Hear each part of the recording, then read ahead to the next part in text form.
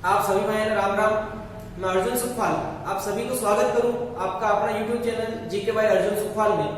आपा पढ़ रहे हैं राजस्थान को इतिहास और वहां में बात कर रहे हैं मेवाड़ रियासत की। और वहां आज को आगलो शासक आपा पेड़ा महाराणा कुंभा का बारे में।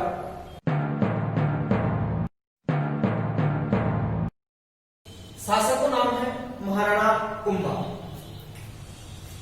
यहाँ पिता की अगर आप बात करा तो पिता मोकल जो हंसाबाई को पुत्र है और राणा लाखा और हंसाबाई दोया को पुत्र है। और राव रणमल जो है मारवाड़ को शासक वह को भांजो है। अगर यह की माता की बात करा तो सौभाग्य देवी है।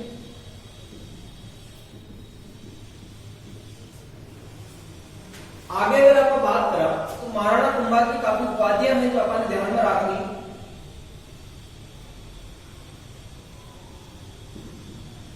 सब पहली उपाधि है अभिनव भारताचार्य।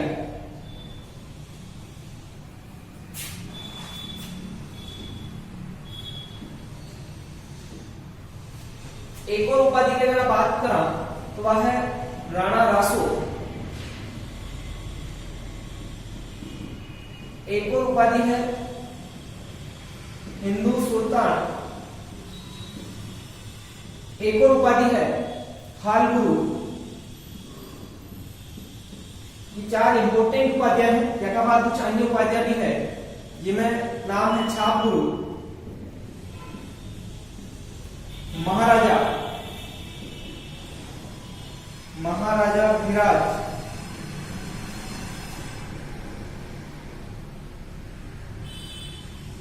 राजगुरु। तो ये कुछ प्रमुख उपाधियां हैं जो महाराणा कुंभा ने मिलित की है। अभिनव भारताचार्य संगीत प्रेमी होगा का कारण है। हिंदू सुल्तान महान हिंदू शासक होगा का कारण है। हाल गुरु जो है वो पहाड़ी को स्वामी होगा का कारण है।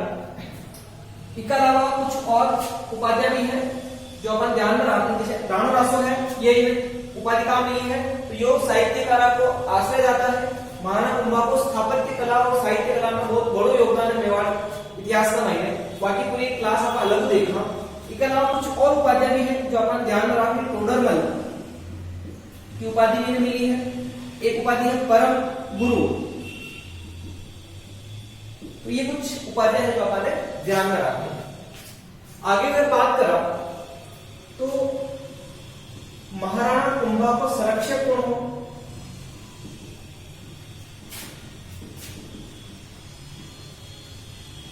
महाराणा कुंभा को संरक्षक है राव रणमल और ये पठाको शासक है। मारवाड़ को शासक है। और राव रणमल की एक दासी है जिसको नाम है भारमली। या भारमली प्रेम करे क्यों महाराणा कुंभा को प्रेम करे। राव रणमल धीरे धीरे कई करवा लगी मेवाड़ में हस्तक्षेप।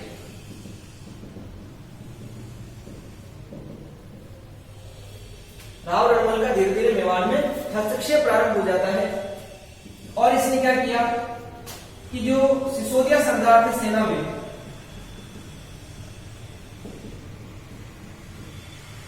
उनको हटाना प्रारंभ किया। जो मुख्य मुख्य पद हैं उन पदों से सिसोदिया सरदार को हटाता है और जो राठौड़ सरदार उनको नियुक्त करता है। तो सिसोदिया सरदारों को पदों से हटाया जाता है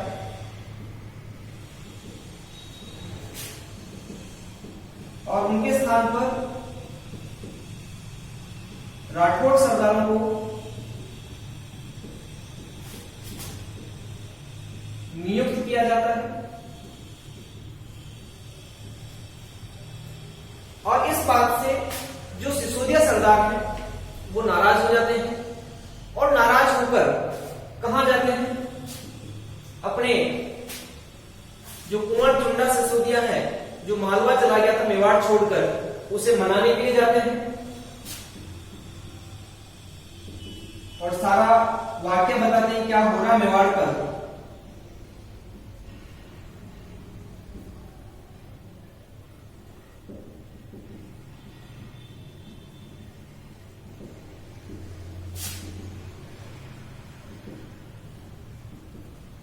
मांडू जाते हैं और सारी बात उन्हें बताते हैं कि मेवाड़ पर इस प्रकार की बात हो रही है। राव रणमल हस्तक्षेप करता है, हमें यहाँ से मुख्य पदों से हटा दिया है।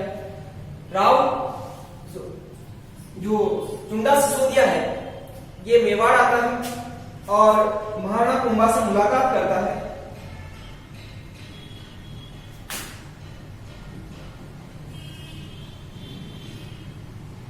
कुंभा से मुलाकात करता है और कुंभा को सारी बात बताता है कि हम लोग सिसोदिया राजवंश के हैं और जो राव रणमल है वो मारवाड़ का है। अगर ऐसा ही चलता रहा तो एक दिन हमारा मेवाड़ पूरा मारवाड़ के अधीन हो जाएगा और पूरी सीमाएं मारवाड़ में मिला ली जाएगी।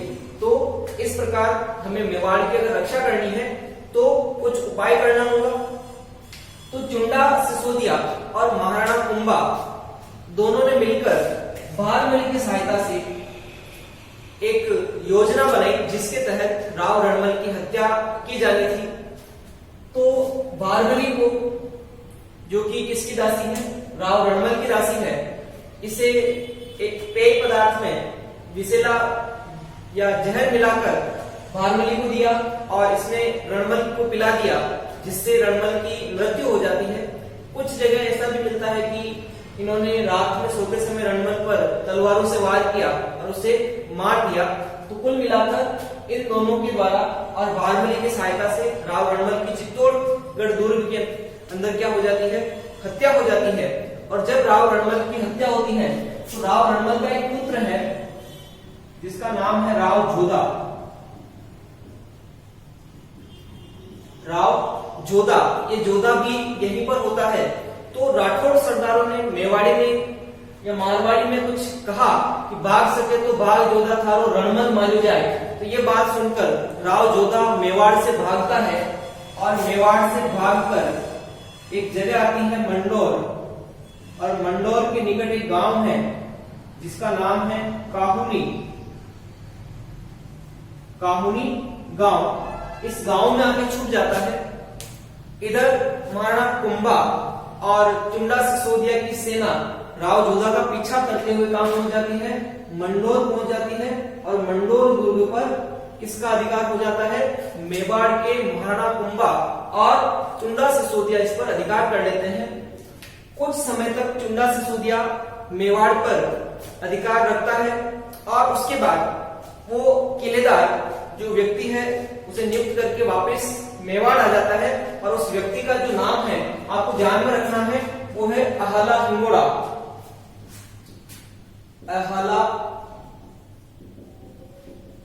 हिंगोड़ा, इस व्यक्ति को मंडोर किले का किलेदार नियुक्त कर दिया जाता है और वापस जो चुंडा सिसोदिया है वो कहां आ जाता है, मेवाड़ आ जाता है।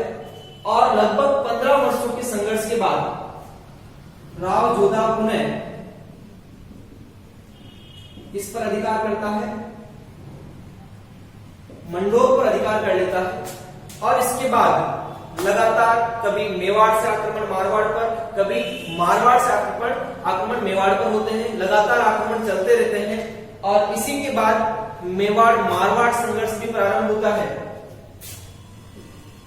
मेवाड़ मारवाड़ संघर्ष प्रारंभ हो जाता है